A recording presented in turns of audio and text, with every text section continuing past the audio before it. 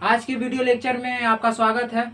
और पिछले video lecture में हम लोग चैप्टर 1 को शुरुआत किए थे और लेक्चर 2 में आज हम लोग पढ़ेंगे पदार्थ की अवस्थाओं के बारे में।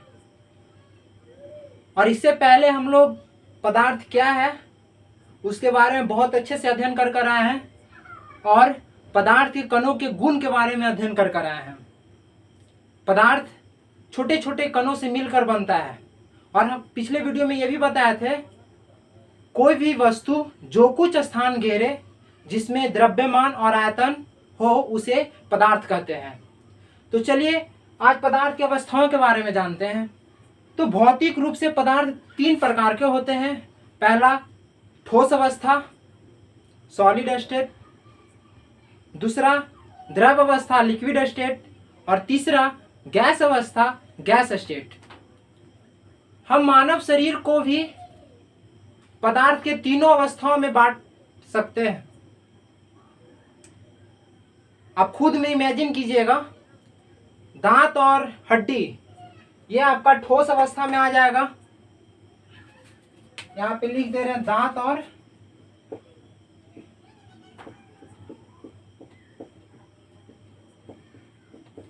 हड्डी, ये ठोस अवस्था में आ जाएगा। द्रव अवस्था में खून और जल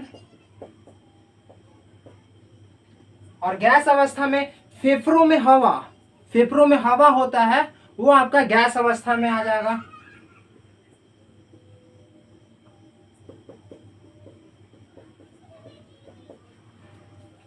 ठीक है, तो ये पदार्थ के 3 अवस्था हैं और ये इतना नोट कीजिए और इसके आगे एक एक करके तीनों अवस्थाओं के बारे में जानते हैं। चलिए अब तीनों अवस्थाओं के बारे में जानते हैं। तो सबसे पहले ठोस।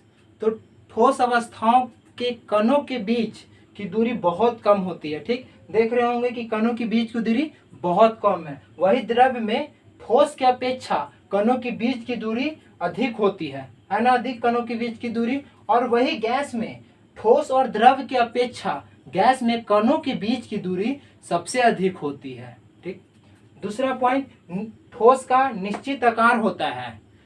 जब तक ठोस अवस्था में बाहरी बल एक्सटर्नल फोर्स नहीं लगाएंगे तब तक इसका आकार को कोई परिवर्तन नहीं करेगा। एक्सटर्नल फोर्स लगाएंगे तब इसका आकार में परिवर्तन हो सकता है।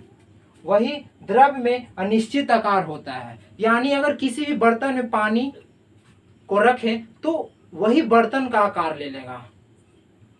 अगर थाली में रखें तो वही थाली का आकार ले लेगा। लोटा बाल्टी किसी में रखेंगे तो वह पानी उसी बर्तन का आकार ले लेगा। ठीक, तो इसका अनिश्चित आकार होता है द्रव का। और गैस का भी आकार अनिश्चित होता है। अगर वातावरण में आप लोग हवा को देख रहे होंगे, कहीं भी फ्लो में चला जा रहा है तो उसका भी आकार कोई निश्चित नहीं है। दूसरा पॉइंट, विमाएं निश्चित होता है। ठोस का विमाएं निश्चित होता है। अगर इसका एक बार मेजरमेंट कर लिया जाए तो क्या चेंज होगा? जब तक इस पे एक्सटर्नल फोर्स नहीं लगाएंगे तब तक तो चेंज नहीं होगा। तो इसी प्रकार ठोस का निश्चित विमाएं होती है लेकिन द्रव का अनिश्चित विमाएं होती है और गैस का भी अनिश्चित विमाएं होती है।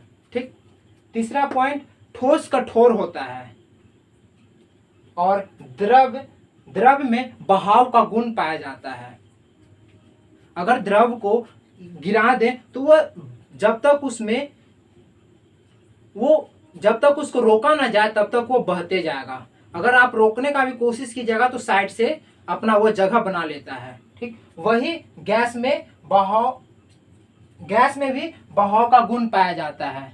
ठीक, ठोस में असंपिंडन का गुण पाया जाता है। संपिंडन मतलब कि दाबने पर वो दब जाए, अगर उस पर प्रेशर दें तो वो दब जाए। तो ठोस में असंपिंडन का गुण पाया जाता है, मतलब इसको अगर दाबेंगे तो नहीं दबेगा। ठीक, और वही द्रव में संपिंडन कम होता है। अगर इसको दाबेंगे तो ये जगह बनाएगा और वो दबेगा। ठीक, और वही गैस में संपिंडन अधिक मात्रा में पाया जाता है। संपिंडन का गुण गैस में बहुत अधिक होता है। वही ठोस का निश्चित आयतन होता है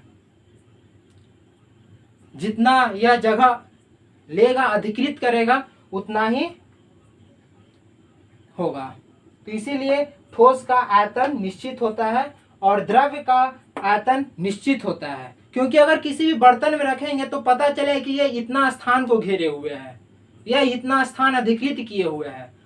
ठीक है, तो द्रव्य भी निश्चित होता है, लेकिन गैस अनिश्चित होता है, अनिश्चित आयतन, गैस अनिश्चित आयतन होता है। ठोस का उदाहरण मेज, ईंट, बहुत सारा marker, black board, sorry white board. वही द्रव पानी, दूध, ब्लड, खून, और गैस ऑक्सीजन, मीथेन।